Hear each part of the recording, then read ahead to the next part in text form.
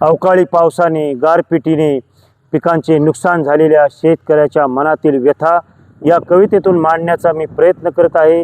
कवितेचं नाव आहे गारपीट। कष्ट करून घाम गाळून रचतो संसाराची वीट, कष्ट करून घाम गाळून रचतो संसाराची वीट, काळजावर घावतो अवकाळी गारपीट।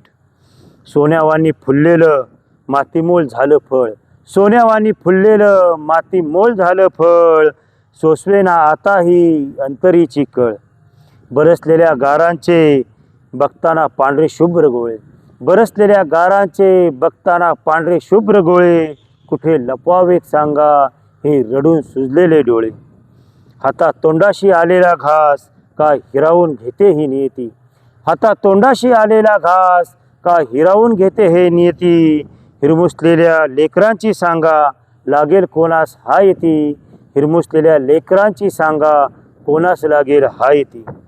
गारांच्या माऱ्यासोबत कुटुंबाची चिंतामणी, गारांच्या माऱ्यासोबत कुटुंबाची चिंतामणी, घेतलेल्या कर्जाचा सोडवेल का गुंता कुणी, घेतलेल्या कर्जाचा सोडवेल का गुंता कुणी। डोळ्यातल्या आसवासोबत हा ऊरही जातो दडपून, डोळ्यातल्या आसवासोबत ऊरही जातो दडपून, कसे जगावे आयुष्य सांगा गारांच्या माराने सडकून, कसे जगावे आयुष्य सांगा गारांच्या माराने सडकून।